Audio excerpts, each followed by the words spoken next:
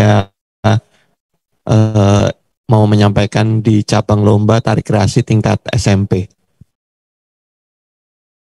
Oke, ada beberapa revisi yang atau sedikit perubahan dari informasi yang sudah ada sebelumnya. Di situ ada warna merah itu akan dihilangkan. Jadi ada bentuk karya tari yang disajikan dalam ajang FLS 2N SMP sejak tahun 2024 adalah tari kreasi dengan menampilkan karya tari kreasi ciptaan baru ataupun dapat juga menampilkan tari kreasi yang sudah ada dengan tema mengangkat dan mencerminkan identitas budaya, kearifan lokal, daerah setempat.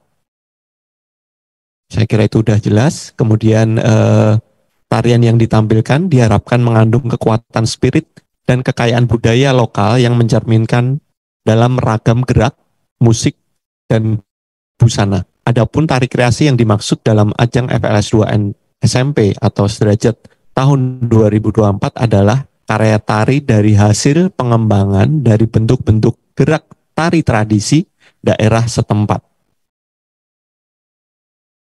Kemudian teknik pelaksanaan di tingkat nasional terdiri dari 2 tahap, yaitu babak semifinal, pelaksanaannya daring, diikuti peserta tingkat SMP, mewakili dari 38 provinsi dan peserta sekolah Indonesia di luar negeri dengan ketentuan sebagai berikut. A. Peserta mempresentasikan tarian yang didokumentasikan dalam bentuk video dengan kualitas gambar dan audio yang jelas dengan resolusi 1080p. B. Perekaman karya dilakukan di atas panggung terbuka ataupun tertutup dengan pencahayaan yang terang. Jadi tidak perlu menggunakan lighting atau lampu yang warna-warni. Yang penting pencahayaan yang terang. Kemudian C. Posisi kamera harus statis, memperlihatkan secara utuh seluruh gerakan tarian dari awal hingga akhir. Ini dalam posisi landscape ya. Kemudian D, judul karya, sinopsis, nama sekolah dan asal daerah dicantumkan di awal video. Berikutnya. Final pelaksanaan luring atau tatap muka. Babak final dilakukan secara luring dengan 10 peserta yang lolos seleksi babak semifinal. Dan adapun ketentuan babak final yaitu A. Peserta wajib menampilkan karya tari yang sama secara utuh sesuai dengan tema lomba yang dibawakan pada babak semifinal di hadapan Dewan Juri. B. Peserta diperbolehkan memaksimalkan atau memberi sentuhan gerak baru pada karya yang akan ditampilkan di babak final. C. Penampilan peserta sesuai dengan nomor urut undian yang diundi pada saat penjelasan teknis. Jadi di sini peserta disesuaikan dengan nomor urut undian yang diundi pada saat penjelasan teknis. Biasanya di penjelasan teknis itu kita akan melihat seberapa pindahan atau persiapan dari masing-masing peserta. Itu yang nantinya akan menentukan nomor urut undian yang akan diterima oleh peserta. B. Panggung pertunjukan akan dipersiapkan oleh panitia berukuran 8 x 10 meter dengan pencahayaan yang terang.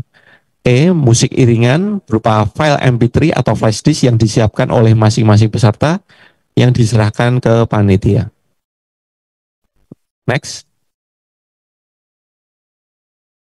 Orientasi panggung. 1. Jadwal orientasi tempat atau lokasi pertunjukan ditentukan oleh panitia penyelenggara. 2. Masing-masing peserta disediakan waktu kurang lebih 15-20 menit untuk persiapan ya ini. Sesuai dengan urutan registrasi. Jika terlambat hadir maka akan diberi kesempatan setelah seluruh peserta lain selesai melakukan orientasi selama waktu masih tersedia. 3. Peserta dilarang menggunakan properti yang berukuran besar, mengandung unsur api, air, minyak, serbuk, benda tajam, dan alat berbahaya lainnya di atas panggung karena akan mengganggu peserta yang lain dan juga tentunya pasti akan membahayakan dirinya sendiri.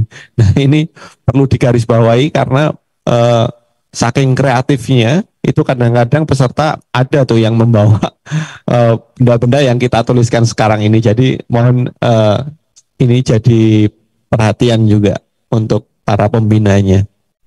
Nomor 4, orientasi tempat atau lokasi pertunjukan dipimpin oleh penata artistik dari masing-masing peserta didampingi panitia atau stage manager atau kru nantinya.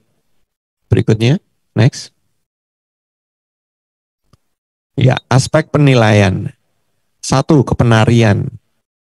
Kepenarian meliputi unsur wirogo, wiromo, wiroso. Kemudian nomor 2, identitas kedaerahan, meliputi identitas kedaerahan diantaranya isi karya, ragam gerak, busana, bunyi atau suara, vokal, dan musik. Poin 3, kreativitas. Keutuhan penampilan meliputi unsur antara lain gerak, pola lantai, rias, dan busana, musikalitas, properti. Nah, di kreativitas ini mencakup keutuhan penampilan.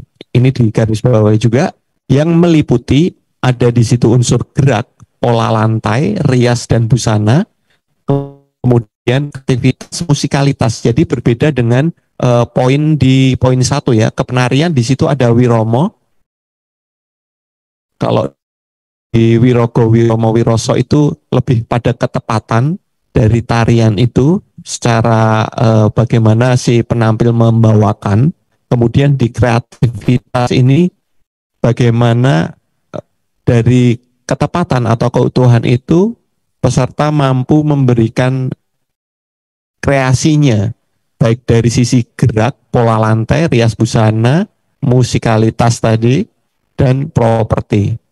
Nah, di sini ada istilah yang cukup berbeda. Di sini ada musikalitas, ditegaskan lagi bahwa di kreativitas musik ketika penari atau si peserta itu melakukan gerakan itu dibolehkan untuk istilahnya kalau di Jawa itu ada ngang.